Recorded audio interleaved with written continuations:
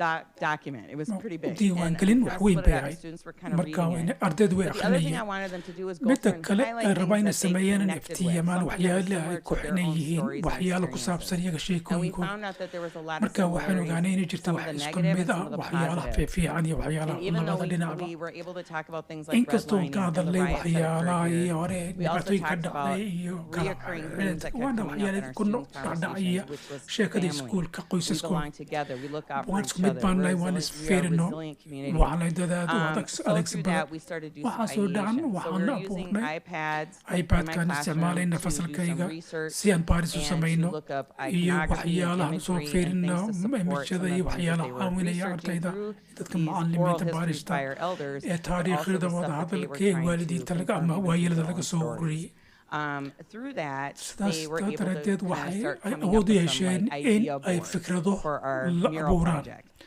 mashruuc ku saabsan Unfortunately, nasiib darro COVID hit, xanuunkii baa nagu and dhacay we weren't koobadkii able to continue that marka work, waan so I sii had to wadi kari finish weynay it for them. shaqadaasoo marka waa So what I inaan was doing was u setting up a dhammaystiray marka waxaan camera rabaa inaan kaamero in sameeyo the gymnasium where I meesha had jiimka the ama jimicsiga polytab laid out, and I was painting their taas vision waan for meesha waan them, rajaynayay and they were able to live stream and marka watch me do taayiguna that live screen bay during class iga time. fahansanayeen And that was all done with iPads. taasina I no iPad-ka longer lagu have sameeyey anymore. imika They inkaada got u badan removed ma from my haysto classroom. I have no fasalkaygii idea waa where laga they're at. So wareejiyey it's a laakiin big aan ma bummer garanaya because we use laakiin those iPads for literally marka everything that you iPad-kii see at this wax table, alla waxaad ka along arkaysiin with what miiska we did with the iyo Dragon wixii aan ku project as samaynay well. baalka mashruuca dragonka But what meesha was loo great about the yaqaano Oral Histories laakiin project too waxaa is it muhiimadda ay connected lahayd them to the hadalka ku community, saabsan it connected them dadka with the waayeelada elders in the taariikhdooda community, ee as dadka well as some of the bulshada staff iyo in our shaqaalaha very building that we iyo recorded iyo some of their dhismihii histories aan as ku well, diiwaan with gelinay them iyaga growing up on the taariikhdooda north side. ayaguna ay So tegayeen I think dhinaca that what we've waqooyida done in the meni art room is really show off taasina their waxaasna greatness waxay muujinayeen and what they wanaagooda can achieve iyo when they waxay have a samayni little bit karaan of direction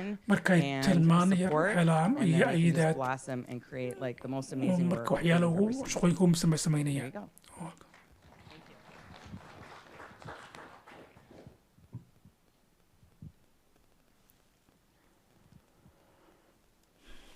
I see Michael Lucini on his way up.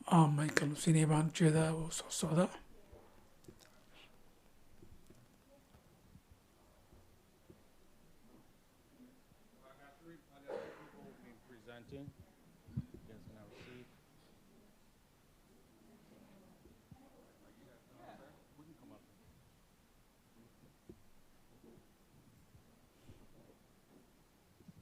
So we're high school, so we thought annagu iskuulka saraan would go jirna first and then we'll come last. so marka waxaan u malaynaya inagu inaan ugu dambayno Hi everybody, my name is Michael qof Luceni. kastaan I'm the Michael Luceni principal anigu for waxaan ahay Heritage STEM hormuudka Academy. iskuulka We are a STEM focused school. marka waxaan and diiradda one saarnay focus waxbarashada we've had waxaan this mid year is diiradda to saarnay create an sanadan waxa opportunity weeyaan for fursad u students to samayno increase ardayda their academic discourse. si So we set on the waxbarashadooda course this summer so si aan to really samarkana try the bilowna best we xagaagana can bilowna waxaan to isku dayna create kartid tahay opportunities for inaan fursad u students to samayno have ardayda exchange in isku classrooms that are weydaarsadaan risk-free. fasalka So I have two teachers with so me, laba macalin baa ila Michael socda Abraham Michael and Ms. Ibrahim Molly is going to take us through this slide. marka isaga ayaa taana nagu hogaaminaya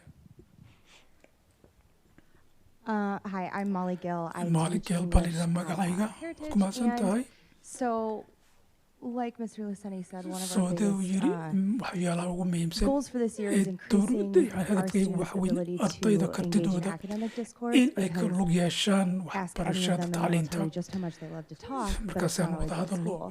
So being able to build that si confidence and aan allow them taad to marka qancinaanta kor ugu feel good qaadno about their contributions in oo class ardaydu ay wanaag and ka dareemaan engage yacni again in that waxay positive qaybta ku risk-taking leeyihiin behavior iskuulkooga is really important, taasina waa especially muhiim when we are learning new content. So, si aan some waxbarashadu of qoonto the things qaybo that our students ka are mid currently ah doing, waxyaalaha aan with the work that we're samaynayno doing, they're responding to questions that waxay ka demonstrate thoughts that jawaabayaan require the application waxyaalaha of analysis su-aasha of iyo information. applicationada And we're really working on iyo incorporating waxyaalaha aan higher rabna level, inaan kala shaqayno critical thinking skills. waxyaalaha xirfadda yacni sida loo fikiro on levels 3 through 6. iyo They are demonstrating mastery. waxay muujinayaan inay xirfad weyn u yeesheen aqoontooda iyo wax waxay ku qoran yihiin ku xidhan waxay abuurayaan su'aalo iyo fikradooda iyo si ay uga jawaabayaan su'aalaha khaaska ah ay markaa rabaan inay ka jawaabaan Next slide. One way we have done this mid aan u we are samaynay working on dariiqadan u samaynay implementation at tani this moment, way marka is we've created little desk waxaan cards abuuranay to waa provide karaya sentence frames for our si students as ardayda Mr. Abraham will sida discuss. Ibrahim u ka We hadli have a doono high percentage of waxaa students jirta arday who fara badan are classified as EL oo students, loo arkayo and the ardayda xagga majority of our luqooyinka students do speak luqadooda Somali ingiriiska homeless ahayn families. waxayna ku hadlaan So luqada soomaaliga creating these marka si loo question abuuro stems and these su'aalahan response iyo ka opportunities jawaabaya fursad in a loo siiyo day-to-day setting maalin where it's on kastaba every desk they go to and they can see iyo it wax in alla every waxay point ka throughout the hadlaan day. iyo maalin kasta waxay soo Increases their maraan oo dhan exposure to it, kor increases waxay their ku qaadaysaa inay their mabsuud ku comfort level with noqdaan that. iyo So these waxbarashadooda student iyo desk cards aqoontooda soo ardaydaas are going to be on every desk in the building, maalin and kasta they provide fasal these sessions kasta for oo ku students to ask dhaafsan questions and taasta converse with each other ay to ka promote hadlayaan academic maalin discourse. kasta You can see we waad have u jeedaa a section for if a student waxaad is jeedaa confused about a concept, ardayga hadduu and then su-aal we ka qabo also ku have jaawareero discussion questions ama uu and doonaya how ka to hadlaya su-aashii effectively and iyo respectfully sida si saameyn leh oo discourse sharaf with one leh another. And then we do haddana focus on a waxaan diiradda list saarnaa of higher level questions for su-aalaha staff as sarsare well to refer to shaqaalaha regularly si joogto to ah allow students to si have had the iyo jeer opportunity loola of dhaqdo ardaydu hearing, of the structure of those iyo questions and the ability to su-aalooyinka access sida loo dhismaya ma u dhisan yihiin those higher level thinking waxyaalaha fikradda skills xirfadda will be sare comfortable with them as si ay well. mabsuud uga Again, that noqdaan Bloom's haddana taxonomy levels 3 to 6. taasna waxay And then muujinaysaa fasalka this allows that taas waxay u ogolaanaysaa allow students to hear ardayda oo dhan inay those dhegeys same maqlaan questions sida throughout the different su-aalahaas disciplines to waxyaalaha reinforce casharada kala those skills duwan and si those ay dib ugu critical thinking socleeyaan levels xirfadoodii and to help them gain iyo confidence. si ay And iyaguna u this yani promotes those academic kalsoonidooda kor u discussions, qaata especially ay across kor u qaata disciplines, to become waxbarashadooda stronger and to focus si on the ay learning and ardayduna critical thinking kor u questions qaadaan ay rather than kor u qato struggling to fikradoodii figure iyo out how fikrad to abuurkooga state what they would like. iyo sida ay yani u sheegi karaan waxay leeyihiin Next slide. I'm Michael Abraham, EL Oh, teacher Michael here. Ibrahim waxaan qodaa afka So, ingiriiska there's always a priority soo on had iyo jeer waxaa highlighting, jirta waxyaalaha creative kaloo activities kolobreyda that iyo students waxyaalaha ardada ay do, and samaynayaan there's always a priority put on iyo higher markaas si thinking. diirad ah loo saaro Personally, waxyaalaha as a fikradooda teacher saareen heritage, I make it macalimiintu a priority waxyaalaha kala to muhiimsan la kala emphasize doorbidaya si the lower levels hoosta looga most of the xariiqayo time. waxyaalaha And I'm intentional anigu about bringing kas people ayaan rabaa dadka inaan soo illustration of geliyo Bloom's taxonomy, seen waxyaalaha as it's muuj often articulated had as a iyo jeer triangle, sida ay muujinayso where the much bigger portions are the qaybta foundation ugu badan of inay tahay understanding salka and ay u tahay remembering. fahamka iyo xasuusnaanta It's an all too pervasive had pedagogical iyo jeer mistake waa made waxyaalo qalad ah la sameeyo of waxbarashada prompting students or pushing students ardayda in lagu riixo oo lagu cadaadiyo exhibiting the higher level muujinayo fikradaha or waxbarashada building sare up an appropriate foundation. intaanan loo sameynin sal faham So the basis of instruction at Heritage so waxa Academy sal u ah wax weeyaan is halka teachers need to focus akademiga on waa building a macalimiintu strong inuu foundation diiradda of saaro knowledge uu students adeeg through direct instruction. faham yani salaysan ardayda u sameeyo Delivered incrementally, marka taasina way noqoto tartiib tartiib oo socoto it must clearly waa distinguish inay si between cad what is loo kala saarayo waxa saxda ah iyo waxaana sax as ahayn well as be comprehensible to una students. ardayduna ay noqoto wax ku ballaaran oo From there, fahamkooga students engage in halkaa practice waxay ka reforming that ardaydu knowledge waxay through all bilaabayaan modalities. oo They yani may layli receive feedback on their aqoontoodii knowledge acquisition, marka then wixii ay fahmeenna wax dib looga dib celin ayay ka bixinayaan wixii sax iyo waxaan sax knowledge ahayn embedded in long-term memory, taasina wax weeyaan wax sufficiently enough sal that ku they noqonaya properly understand the learning sin muddo content dheer yani xasuustooda with understanding. taasina ay fahmaan When this foundation is built, marka taa la then abuuro the salkaas higher level skills haddana xifradda become sare genuinely doable for students. si waxay u noqonaysaa ardayda la oftentimes samayni students karo inta will- badanna oftentimes ardayda those higher level skills will wax only xafradda manifest xirfadda waxbarashada as a sare solid foundation si built ay up xal u repeats noqoto learning haddii wax progress. xali doonaan iyo and qancintooda iyo increased kalsoonidooda motivation kor u qaadaysaa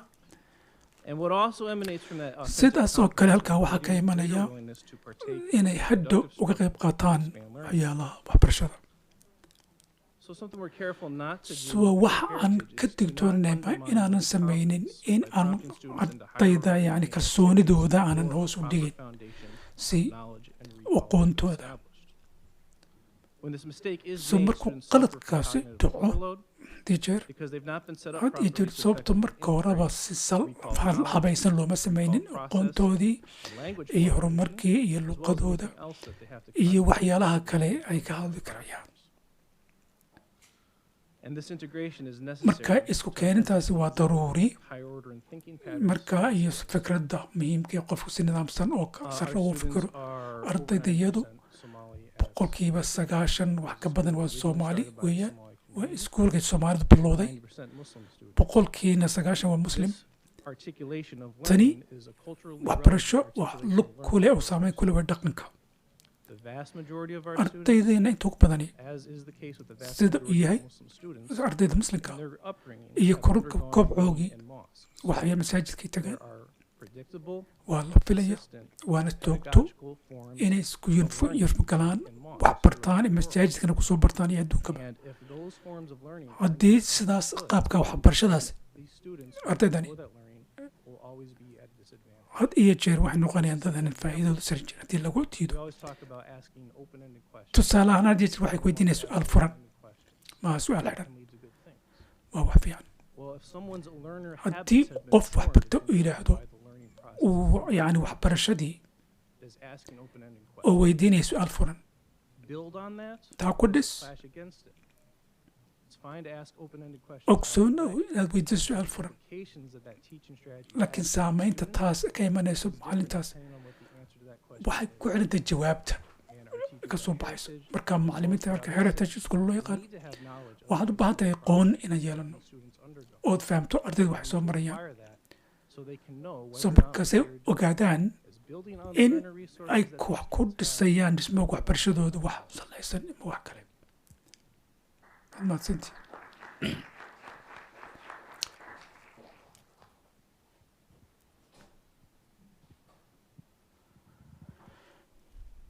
Hi everyone, I'm Trinity. I'm the Anigu principal at Trinity, Marcy. anigu And I Marcy brought my schoolka assistant principal Jess waxaan Driscoll and doonayaa my inaan magnet iskuul coordinator Hannah Edwards hogaamiya with me Hannah to share some of oo inala the wadaagayso learning that we do qaybo at ka mid a Marcy. It waxbarashada is ku our haysana second Marcy year as an waa arts sanadada magnet, ila and the labaad instructional weeyaan maalinka strategy that we want farshaxada to iyo share with you khidada aan la tonight wadaagayna caawa is art integration. taasina wax weeyaan isku dhexgelinta xirfadaha ama farshaxanka Arts integration is an approach isdhexgelinta to xirfadu teaching in waa which students qaab loo barayo construct ardayda and si ay demonstrate u muujiyaan understanding u through fahmaan an art form. marka ku saabsan Students tahay engage in farshaxanka creative ardaydu ay in a qayb creative qaadanayaan si process, fiican oo which connects an art form taasina and wax another keenaysa subject area foomka loo and sameynayo meets farshaxanka evolving iyo objectives mashruuca in wax ku leh both.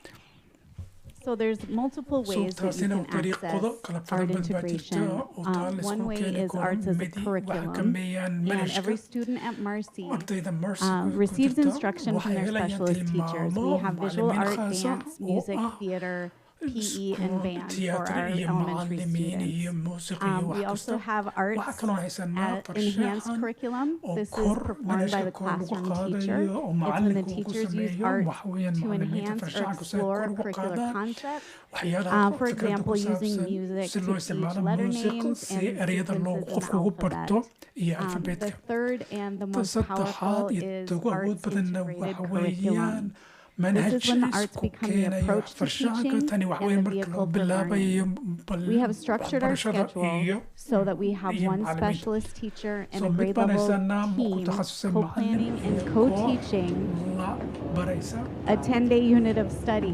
toban And this video cisho is first la barayo graders tan learning isagoo about the fasalka life cycle of a koobaad oo wax butterfly. ka baranayaan We're going to bahasha keep the balanbarada volume loo off. yaqaano We'll talk a little nolosheeda bit more as you're so watching the marka kor video. baan u qaada inaad kala But what our duwanaatid teachers do is so they co-plan and macallimiintu waxay co-teach a barayaan 10-day waxay unit of study barayaan that uses standards and taasoo objectives from isticmaalaysa both the arts waxyaalaha content area caadiga and the academic farshaxanka content iyo area. So our magnet coordinator is going to so explain taas some of the examples that you're seeing. Yeah, so just as Trinity said, so this taas is siday a tiri video of waxa some of weeyaan our waa first graders ajalad ka mida fasalka iyo doing a koobaad science oo life cycle sameynaya waxa weeyaan where they qayb ka mida learn in their sayniska wax science ka curriculum baranayaan time with manhajkooga advanced teacher, macallimiinta life cycle standards, but taasina then waa sida also caadiga waa saas are oo able kale to remember them, I waxay think, more xasuusnaanayaan because they danced that life cycle. wayna taasina way This is a sameeyaan PE taasina integration waa isku where keenta students did some measuring of ardaydu force waxbay and sameynayaan resistance, xisaabin and iyo did some qiyaas jumping, bay sameynayaan and really learned how haddana the waxay different baranayaan surfaces affected sida force. khidmada kala duwan ay u Parts of the saameynayaan story, wax iyo our waa third qayb ka graders mida wrote sheekada fables and then fasalka performed koobaad those waxay fables for baranayaan each marka other taasay at baranayaan the end of their integrated unit with marka the theater qayboga teacher isku keenaan oo dhan and their third grade teachers. marka fasalka macallimiinta fasalka saddexaad I think coming up next is a haddana language art, waxiga waa farshaxanka luqada social emotional classroom waxa weeyaan fasalka ku community saabsan kind of xirfada iyo engagement. bulshada This was at the beginning of the year. tanina They waa did music bilowgii and ay they wrote sameynayeen classroom muusiq models and taas they oo ah talked qayb ka mida building community fasaxan and what a taasoo model dhisaysa means. qaybo ka mida And then they repeat that model taasina throughout the waxay year, so that's keenaysaa kind of fun. waxyaalaha This is sanada a tap and tani waa multiplication taab weeye where students learn ardaydu through waxay tap baranayaan dancing, waxa weeye through taab the daansiga wax loo multiplication yaqaano class. And then this last one haddana is labaad more social emotional waa taa ku with our saabsan bulshada kindergartners, iyo niyadda looking at standards around waxay identity fiirinayaan and dadka positive kale sense of self, yihiin and then they created isbarayaan waxay really unique abuurayaan self-portraits. taswiiro ama So yeah, sawiro I'm gonna let Trini kind of finish.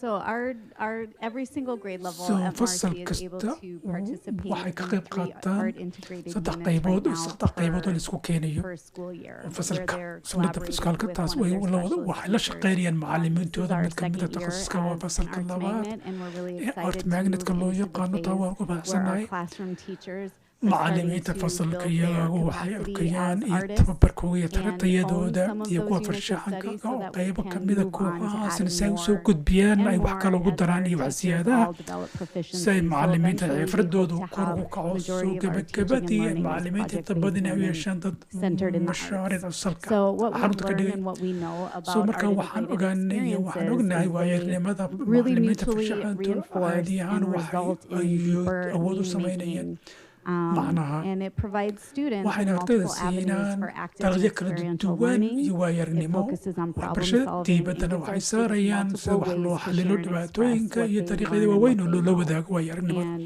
we're really waxay excited barteen to share that aad with baan you. xiise gelinaynaa in la wadaagna taas An arts magnet.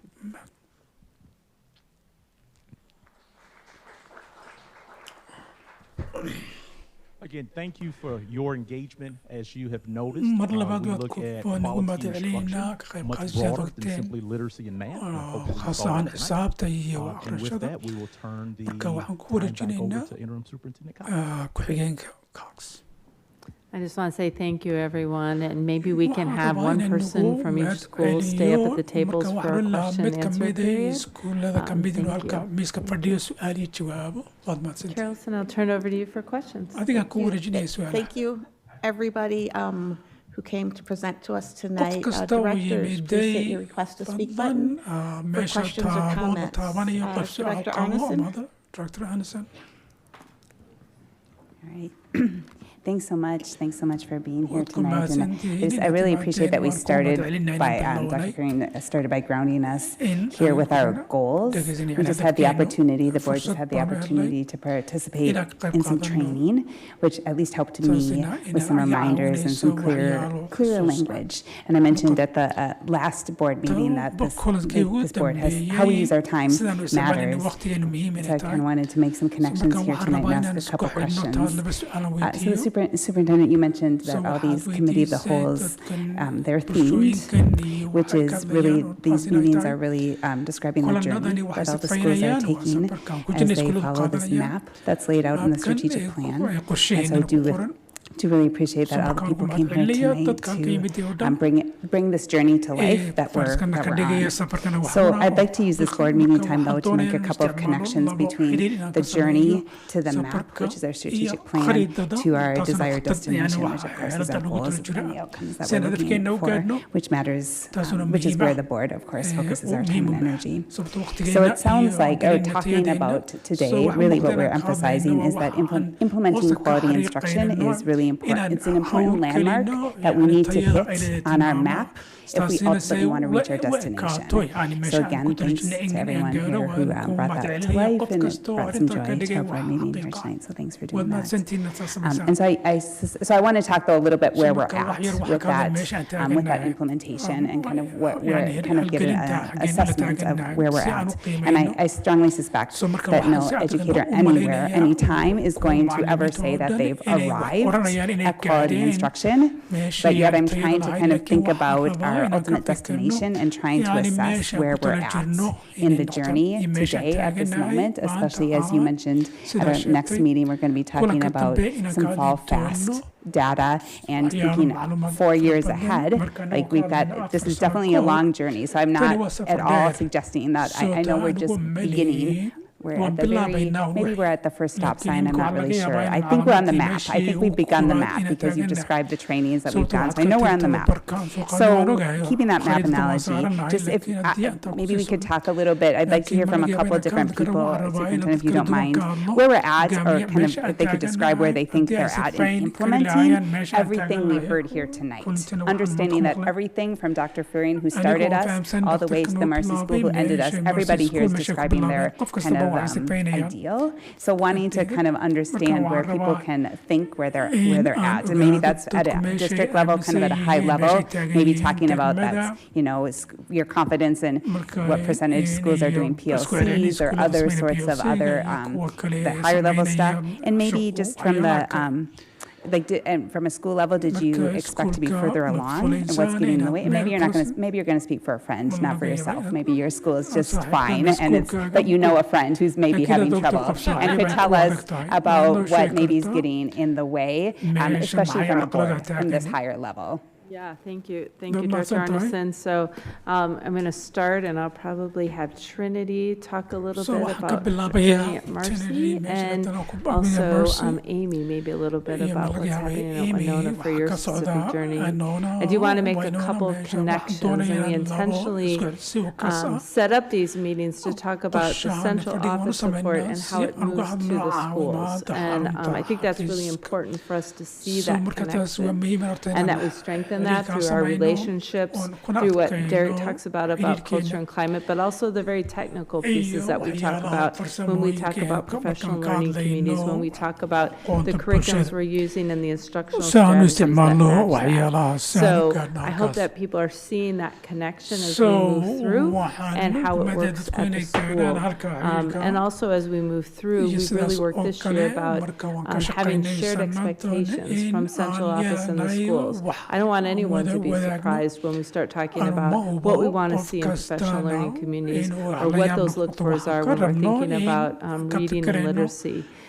So that's been a really important collaboration as we move forward between the principals and central office too. So, Trinity? You don't mind me interjecting, and thank you for that context. And I do see that connection between the district staff and the school staff, and I do think that's an important. And would just add that I'm also trying to elevate it to say, and let's also make that connection to the board level, which is really about the goals and the outcomes, the destination. So wanting we can close the map, close the journey, right? Keep it at all levels. Yes, and as we've talked about, as we look at our regular board meetings and we're talking about the metrics, that's where we'll start to see that piece really come alive too. So thanks for making that connection. Trinity? Yeah, so as you mentioned, we're at the start of our journey. I feel like at Marcy, the CBD changes and we're restructuring our school community and focusing a lot of time on developing our climate and culture and welcoming our families into our school and hearing more from them what they would like the arts experience to look like at Marcy. There is an incredible wealth of art. I don't know. Sorry, I'm nervous. I'm just going to say it.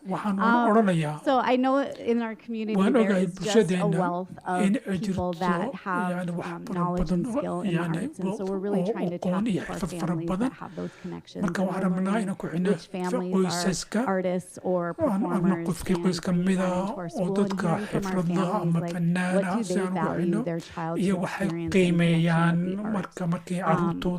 And the way that we tie that into everything academically is through how we schedule our day in our year. We made a year-long map of what we wanted for our projects, and we linked them to all of our content standards for our grade levels. And we were really planful in making that happen. And because we did that, we've been able to be really successful with our art integration. And then we're here today with a brand new math curriculum, and that's our focus for all of our grade levels as they're learning and diving into what the math curriculum will look like. And from our teachers, this year they feel like it's a lot, but they can see as they move forward how amazing this curriculum will be for the students, and the kids are really loving the number talks or the number corners and some of the components, and as our teachers are getting the hang of it and participating in the professional development that's being provided, they're feeling more confident. That this will be a really great curriculum that's going to give some really positive results for our students. I really appreciate you bringing families and parents into it, because they're a valued member of our instructional community as a learning organization, for sure. Amy? I'm really glad I get some more time because I aad baan stuck ugu to my 3 faraxsanayaa minutes the inay taas first time. shaqo So, leedahay hey, maanta I don't think I have a time limit here. anuu And waqti those 2 xadidan questions ma are hayo really Well, Amy, we'll be talking about that later. So duly noted. We You are appreciate your welcome. time management. You are welcome to test the 8 o'clock end time with the chair. Anyone that knows me, I speak really quick. qof kastoo yaqaana war si dhaqsaan u 2 hadla thoughts really came to mind. I'm laba going to talk fikradood bay about usoo PLCs. I dhacay just mid want to waxa share and weeyaan talk about in la where we are wadaago on our meesha aan roadmap. We just got taagannahay Winona finished wanoona 2 isku kala full yaqaano data labo days. laba Kindergarten met 1 xisaabood day, u soo baxay first grade met 1 day, fasalka dug koobaad into maalin the kulmeen data, tan labaadna dug into maalin press. We have our school-wide taasina press waxuu leeyahay waxbarashada interventions going iskuulkeena on. We talked waxa about ka socda the connection iskuulkeena of iyo where does xiriirka KCOM, concepts of fasalka koobaad math and the COM iyo fit dalka xisaabta in our new curriculum, and iyo where are we seeing manhajkeena it, where are cusub we not seeing it? meesha But waxaan real aragnay quick, iyo we waxaan are aragn almost already to dhammaan November 12th end bisha our first November PLC 12 cycle. I love PLCs. It's waan something I've jeclahay been doing for PLC-da years. And we are doing the book called Shifting the waxaan Balance. samaynaynaa It's buug based loo on the yaqaano science of yacni reading. And we're doing the wareejinta first chapter, which yani was isku oral dheelitirka language development. And so we waxaan did a samaynaynaa baseline on kobcinta every single one of our waxbarashada mid students kasta oo as ardayda to ka where mid a their oral language meesha development hadalkooga is, kobcinta and hadalkooga it's a u scale taagan of 0 to yahay 15. xifradda eber ilaa iyo You 15 might be surprised where some of the wax lamina laga yaaba inay ku noqoto ardayda actually qaarkood fell on that. It inay was the dhaceen baseline that we got from oo the meeshii aan University of rabnay Minnesota that is jaamacadda doing the minnesota ka press. soo qaadnay And then we meet weekly and we are marka asbuuc kasta waan implementing, kulannaa if you think waxaan of hawl what Heritage is gelinaynaa doing heritage here at waxay Can samaynayaan One, we're doing something called a waxaan samaynaa wax la dialogic yidhaahdo conversation. waa And sheekada wada so, hadalka for example, if a tusaale ahaan teacher haddii macallin shows a picture and says, uu you know, taswiir what do you see arko going uu on yidhaa in this maxaad u picture? jeedaa And the student taswiirtaas replies back and uu says, I see a ardaygu kid dib in ugu a wadaago swing. Oftentimes the teacher will inta just badan say, macallinku oran kartaa yes, sir, that's ha right, or waa sax they don't expand on it. ama ma sii faahfaahiyaan Hitting you over there.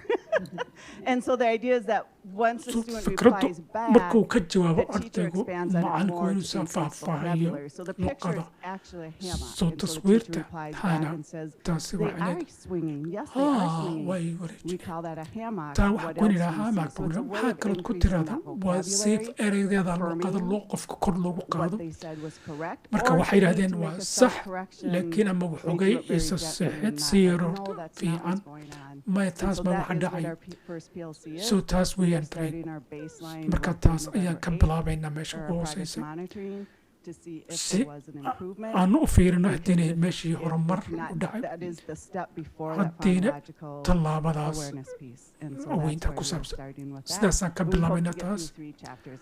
waxaan Seems rajaynaynaa like we could do more, chapterka but it saddexaad inaan takes a gaadhno long time to go through a PLC with laakiin with waqti all dheer of bay that. qaadanaysaa So, thank you. aad madsantid Yeah, I appreciate making that Waan ku connection between what mahadcelinayaa happens in inaad our isku kindergarten xidhinaysaa classes all wax the ka way up dhacda through our high salka schools. So thank you. iskuulka sare iyo carruurta yaryar Director Jordan. dr jordan Thank you, Chair Allison. Well, I just wanted to go back to one slide, and it's the culture, climate. I think it's page 30. Really quickly, so when we're talking about students who feel safe and welcome in their schools, and I know I've talked about this before, when you've been talking about familiarity and stability in our schools with our staff, so like our students, whether they have families, they're third grader and they have fifth grade brother or sister, and that we see those stability in our schools with what we're teaching them, with all that, like some things that you guys brought tonight, but also to see that if they have younger siblings, that their younger siblings are like, oh my gosh, hopefully I get to do this with this teacher in fifth grade. What are we doing to really strengthen that, stability in our schools? I know we have staffing adjustments and all that. I don't want to talk about that part. But what are we doing among our current schools in terms of retaining our teachers? Because there are some really great teachers here tonight. And I think since we started this format, I think every single teacher and staff, admin, et cetera, has been nothing but fantastic. And this is, I can't make it out to every single school to see what every single school is doing, but I mean, it is just amazing. And that's what I think an example is of when we give a step back to the sites and say, let's see what's working. So I would just want to see, what are we planning on? I don't know if it says percent or whatever it is on there.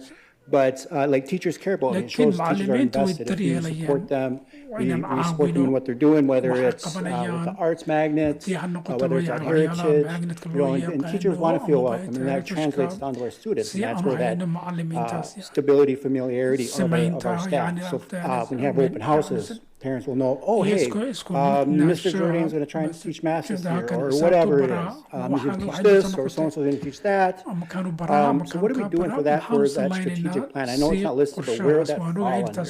And then, because some of these projects are fantastic. And I'll just end with that. And can somebody please get Ms. Strong some iPads? I mean, seriously, because, I mean, we need those students need, you know, they need those to continue the good work that's going on there, as well as, I'm going to mispronounce your last name, but what the science teachers do. I mean, those are projects that need to be invested in the north side. And, I mean, you know, I think that also comes into our equity values that we presented as a board. But going back to my original question is, like, how are we strengthening that stability and familiarity in our schools, not just where I live, but also North Minneapolis, Northeast, with making sure our students have those supports and they feel welcome because they see people who are invested in the sites. Yeah, thank you for the question. You know, I'm going to throw it probably to Heather and Michael just to give examples at the school level. I will say that, you know, it is a fine line for when you switch, when you're in a staffing shortage, from this idea of recruitment to retention, right? So it feels like it all kind of has to glom together. And I think from a central office point of view, as we look at what retention and what we can do to support our schools in that, it really is, as we look at our norms about building relationships, having clear communication to our staff, and also recognition, right? And that recognition can come through teachers' contracts. It can come through recognition programs that we do. So those are all pieces that we try to put in place that can work centrally across all of our schools. And then I think every school kind of has their own piece about retention also. So Heather, can I turn it over to you for some thoughts about what you do at Franklin? This was one of my first questions that I asked. We did not have a high turnover at all, and I was like, that oftentimes means but I had been there as the assistant principal. I've done a lot of reflecting about this, and I think myself as a teacher and as a classroom teacher, it's important to create that autonomy and act as a facilitator and a guide and a support and give and say, here's what you have to do. I did not go into Mr. Shideg's here's the lesson plan you need to do. And he has attended professional development. Herself, and then comes for support. So marka ayidadna iga soo iyo hoggaan taas baa loo sheegay intaan loo oran lahaa waxaana laga rabaa inaad samayso taas baa shuruuc taasi waxay ahayd qayb ka mid ah oo muhiim ah tii la oran lahaa imika wixii aad samaynayso wax kasta waad haysataa mid ka mida waraysiga waxaad ii samayn kartaa aniga anigu waxaan tabaa inaan hubiyo inaad waxaad u baahanto heshto ardayda adugaad ood yani ayidaada yani aad u samayso ood ku dhaqanoto ood u noqoto hogaamin taas waxay muhiim haddii ay noqoto yani ardayda Franklin ku yaalla anigu ma ogi anigu kama yimid macallimiinta ka mida marka taa inaan ku wareeji weeye adigu oon u ogolaada inay ka hadlaan maxaad u samaysay sidan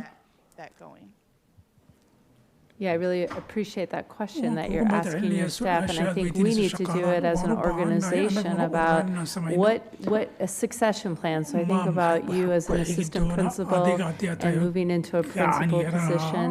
I think about wanting to make sure that our staff that are inspired to be in a different position have those opportunities through our pathways and through support of our organization, and those that have found their dream job that we keep them healthy and we keep them inspired in that position too. As they report. So thanks for bringing that up. Michael? Yeah, and what I would say just to follow Heather here will be staff waxaan validation oran lahaa waxa weeyaan midhataan hadalka daba tago kor u qaadka shaqaalaha I've been lucky not to have a Anu lot of turnover in qof nasiib laan lahaa in dad fiican ay shaqada iga tegin pretty good at retaining staff ku fiicnaa shaqaale joogta staff wanting to stay markaa shaqaaluhu waxay rabaan inay si joogaan mid ka mida laygu yidhi wax weji iyo sababaha ay leeyihiin ay u joogaan sanad kasta sababto anigaad ii jeedtiin and that's critical to the work taasaana shaqada muhiim u ah aniga arrintayda I've been at Heritage for this is my 6th year Heritage waa sanadaydii and lixaad we've tried to waan isku daynay do the best we can inaan to kartidii create waxay ku the tahay inu atmosphere samayno where aan staff cimilad u samayno shaqaalo ay dareemayaan haddaan anigu meeshaa joogin that means I'm missing something anugu inaan wax iga maqan staff yihiin see me ardaydu wii joogaa we're celebrating hormidkii together waan wada dabaaldegaynaa I have the tools to do my job qalabkiina waan haystaan ku qabto shaqadayda but I think the most critical piece for me laakiin maalinta ugu muhiimsani waxa weeyaan shaqaaluhu igu oranayaan the reason why they stay sababta ay u joogaan they felt validated waxay dareemayaan in la qiimeynayo whatever concern they had waxa la wixii walwalay qabtaan I heard them waan maqalnay I could make a different decision it didn't go-aan matter kale waan samayn what karin mattered laakiin was Michael came muhiimka waxa weeyaan Michael baa ii yimiday oo ay and that maqlay was the difference taasaa ka duwanayd right I had staff leave and come waxaana back dad to me shaqaale and say, tagay "Wow, oo igu I soo moved." noqday oo lay waan And when I came back, I markaan soo decided noqdayna to come back to Heritage. halkanaan Or I go-aansana made a kusoo noqday decision to leave, go-aan baan and I gaarin thought tago about it, haddana waan and ka I decided fikiray I wanted to come back. haddana waxaan go-aansana So kusoo to me, noqdo the critical piece for me as taasina a waa arrinta ugu leader muhiimsani waa taas is hogaamiyahaan how do I validate my sideena aan shaqaalahayga u given qiimeyn karo contextually that I may not have any control anu laga over yaabaa inaan control ku answers, haysanin I may not have jawaabooga control over the next steps, laakiin tallaabada xigta but they believe that they laakiin know aaminaadda that ay I saw ogyihiin them. aan arkay They believe aan that ujeedo I validated dee them. aaminta anigu waan qiimeynayo Give them enough pause to say, taasina "I waxay want to be siisay arrin leeyahay waan So iska for me, that's joogaya the meeshana piece sii that- jira that really have resonated with me taas over ayaa my aniga time. maaragtay waqtigayga oo dhan ila socda Thank you. Director Soria. Director Soria Thank you, Madam Chair. I want to thank you all, but I horta want to dhammaantiin waxaan rabaa specifically inaan noogu thank mataliyo our laakiin khaasan young waxaan rabaa inaan student. ugu marmaro ardayda yaryar Is it Ibrahima? If I Ibrahim recall? Ibrahim?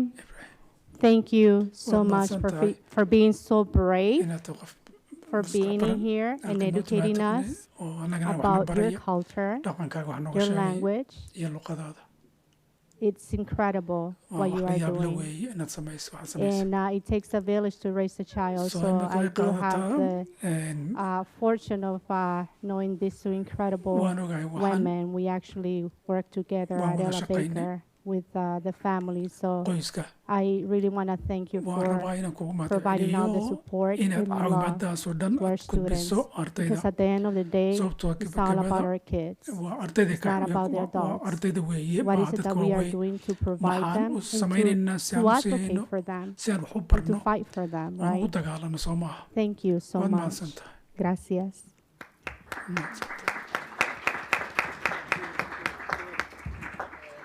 And another thing, I want to thank you, Michael, for being so vulnerable, for being so honest and opening your heart, because leadership does matter. And we need real leaders in our school buildings that actually, when you need the help and support from your team, from the district, and from the board, that you reach out.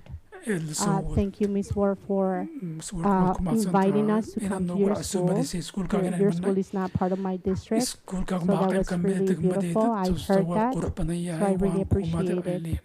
And what is it that we can do as a board? I want to thank Ms. Melody Strong for being brave as well, for speaking up.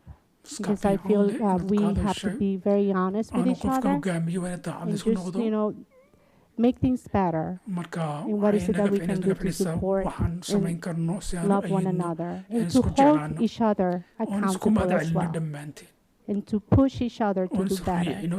Because our students, unfortunately, the data, it's not lying. They are so behind.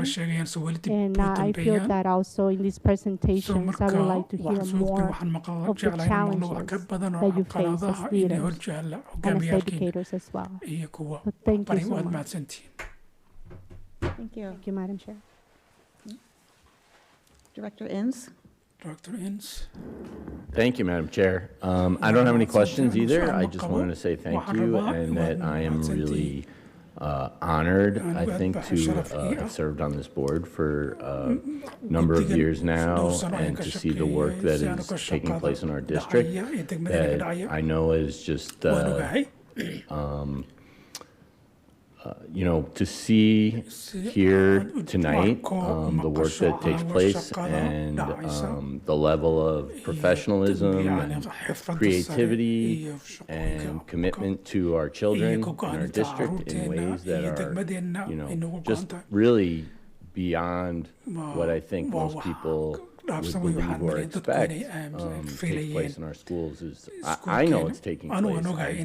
When I started on the board, I would the last couple of years we haven't been able to get to schools as much, but I would go to schools or even just with my own children. What I've seen in schools just has always blown me away. And as a teacher myself for 15 years, I'm just always amazed with the level of work that takes place in our schools. And so I'm really grateful to have the opportunity to see it and see it reflect the goals that we have set forth through our strategic plan as well and have it be directly connected to that here in the boardroom.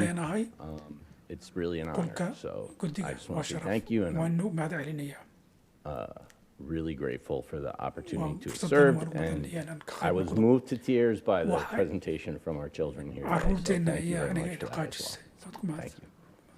Thank you. Thank you. Director Caprini.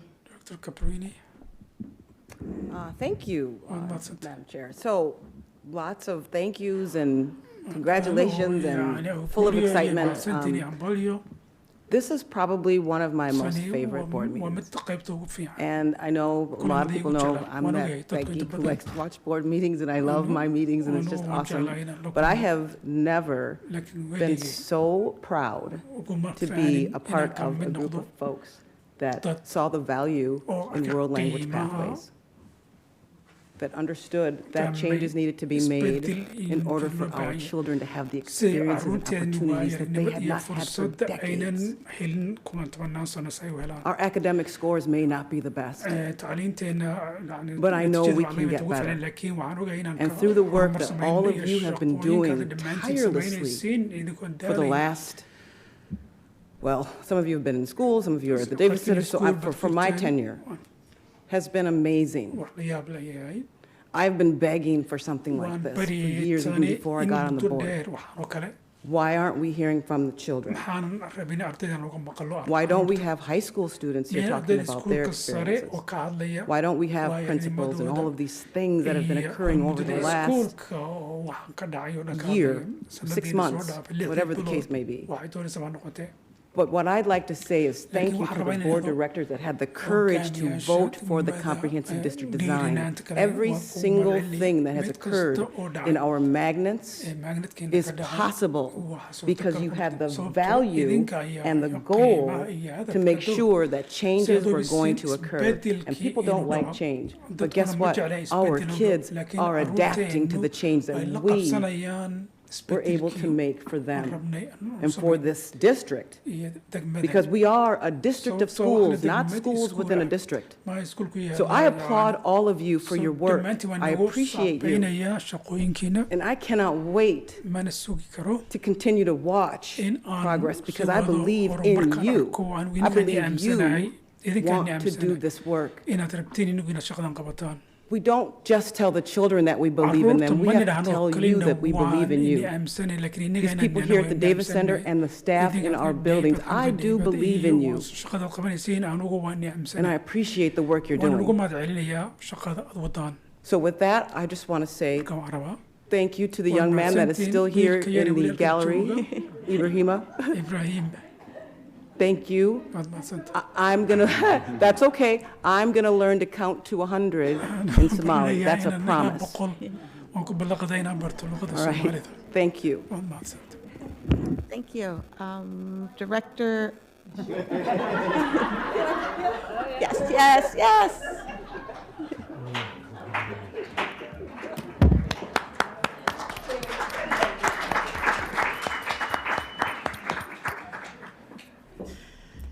Sweet.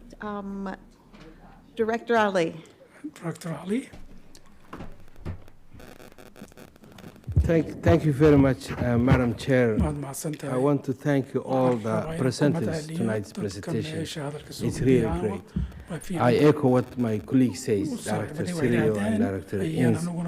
I'm equally moved by the presentations of our young students from Lindale, and that's really I'm very delighted to see that. I'm blessed to see that the Somali language program is working effectively. And I want to say that also, I want to say that we need to invest more in this program.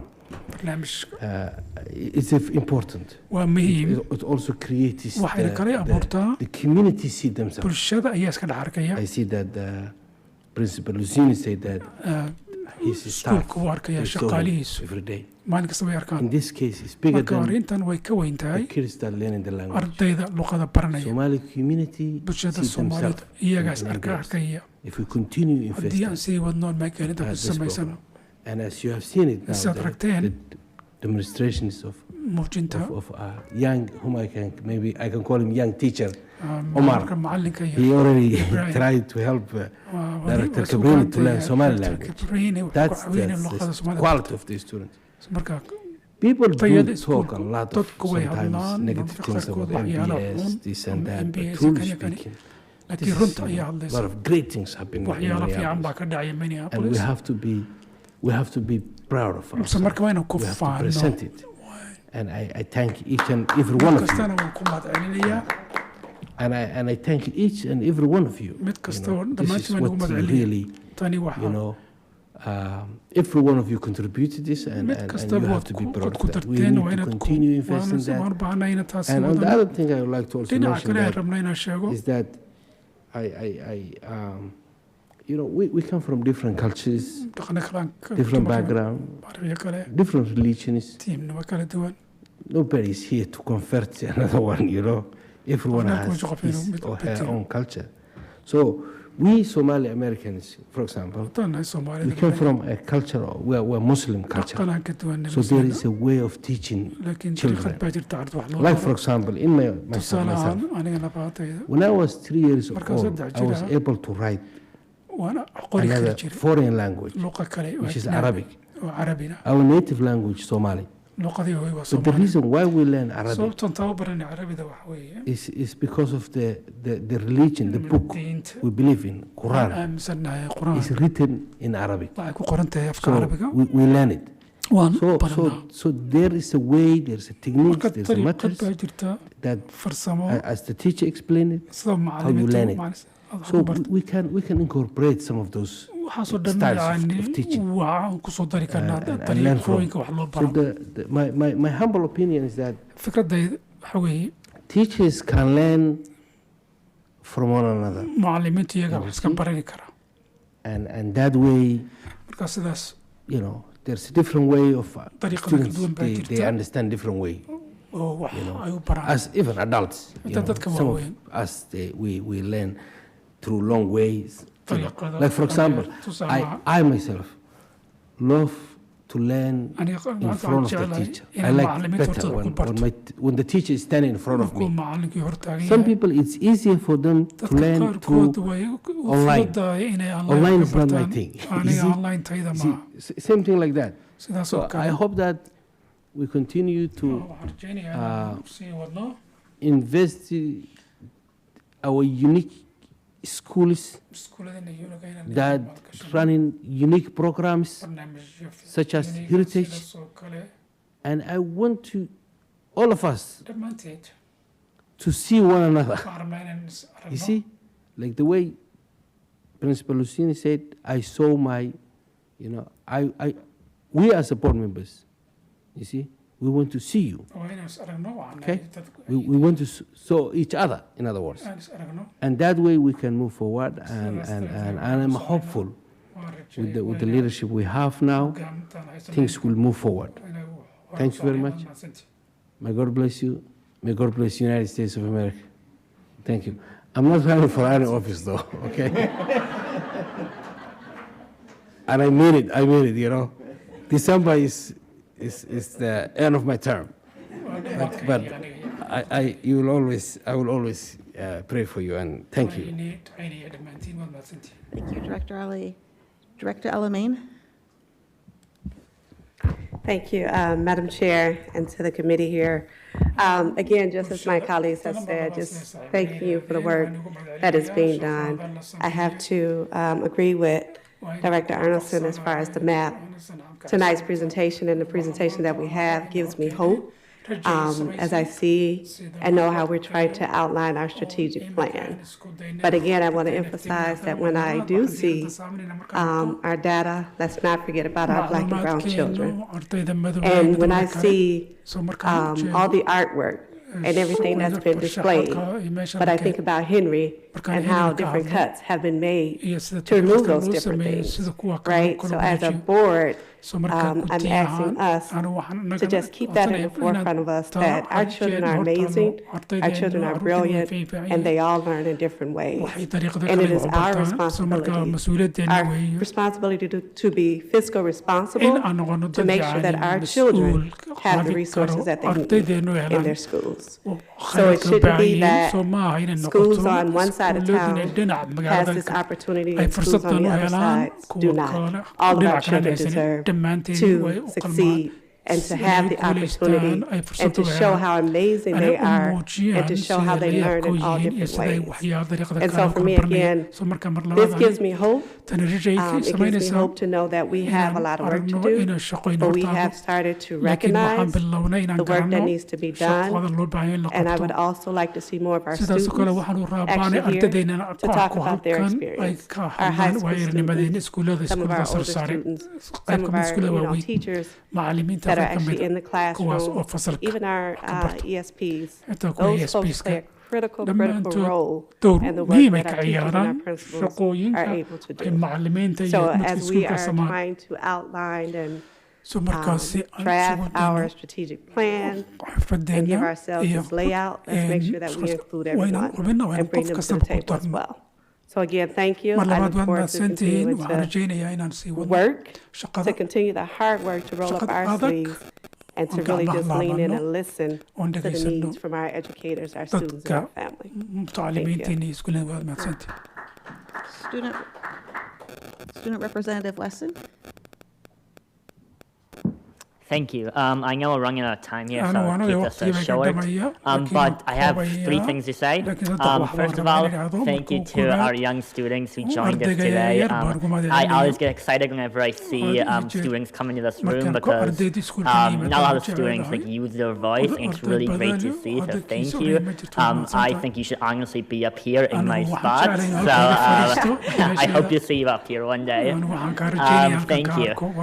And then also, just thank you to everyone here tonight. I've had the pleasure and honor of just being here and seeing all the work that goes behind just teaching our students. And I've never really gotten to see that perspective, and I'm really lucky to. So I really encourage you to keep going, making sure that all MPS students really have access to all of these great programs. Even Franklin here tonight, I can make connections to what you guys are doing. I had to do the Google spreadsheets, equations, and everything in my high school engineering classes, which is really great to see that, we're getting to younger kids and making those connections at a younger level so they know that, these pathways are available for them in high school and later on in life, and that's really cool to see. And if I was going into elementary school or starting the process over again, I would be super excited to do so. And this is just really great to see, so thank you all.